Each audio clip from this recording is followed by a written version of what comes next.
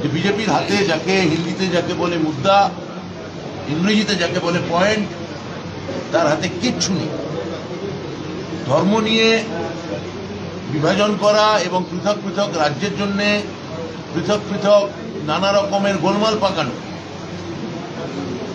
এই যে ভুয়ো ভোটারের ব্যাপারটা, আমার মুখ্যমন্ত্রী আমাদের নেত্রী মমতা বন্দ্যোপাধ্যায় গোটা দেশে সবার আগে মহারাষ্ট্রের ভোট, ঝাড়খণ্ডের ভোট, দিল্লির ভোট, বিশেষত এই ভোটগুলোর পরে মহারাষ্ট্র এবং দিল্লির ভোটকে কেন্দ্র করে যে অসঙ্গতিগুলো উনি পর্যালোচনা করেছিলেন, তার একটা অন্যতম বিজেপির সাকসেসের পেছনে কারণ যেটা বেরিয়ে আসছিল সেটা হচ্ছে একটা লাগাতার নাগাড়ে ভুয়ো ভোটার, বহিরাগত ভোটার, ভুতুড়ে ভোটার, এইগুলো বিভিন্নভাবে নির্বাচন কমিশনের সাহায্য নিয়ে বা না নিয়ে তারা এই নামগুলো প্লেস করছিলেন।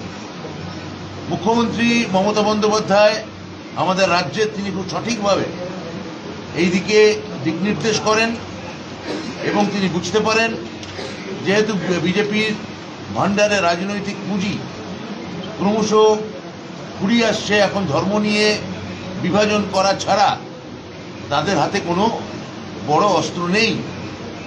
ধর্ম নিয়ে বিভাজন, এটা আমরা বিজেপি আসার পর থেকেই লক্ষ্য করেছি। সে কাশ্মীর প্রশ্নে হোক, তাদের সব ইস্যু তারা যেগুলো ঘোষিতভাবে, ইনফ্যাক্ট আরএসএস এর প্রধান গোলওয়ালেকর জি, তার যে রাম মন্দির প্রতিষ্ঠা হয়ে যাওয়ার পর তাদের হাতে আর কোনো রাজনৈতিক অস্ত্র নেই।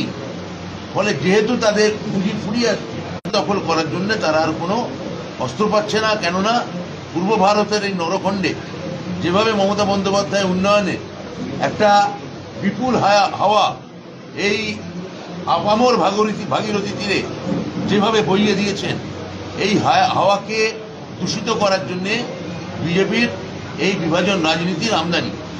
বিজেপির এই রাজনীতি বাংলায় টিকবে না। সন্দেশখালী থেকে এই অপপ্রচার গত লোকসভায় শুরু হয়েছে, তার আগেও নানাভাবে হয়েছে।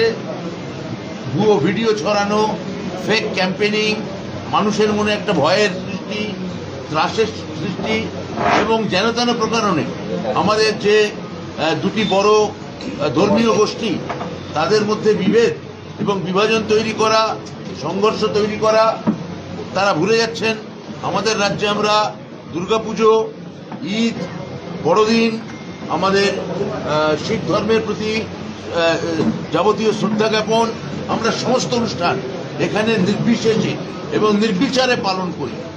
তা সত্ত্বেও তারা সেই ফাটা রেকর্ড বাজাচ্ছে। বিজেপি সেই বিভাজন তৈরি করতে চাইছে এবং গোটা ভারতবর্ষের মিডিয়াকে সেখানে এক অর্থে শিল্ড হিসেবে ব্যবহার করে নানান ফলস ক্যাম্পেইনিং করতে চাইছে। আমি আপনাদের দায়িত্বশীল মিডিয়ার মাধ্যমে বলবো, আপনারা আমাদের সঙ্গে থাকুন, আমাদের পক্ষে থাকুন এবং এই বাংলার এই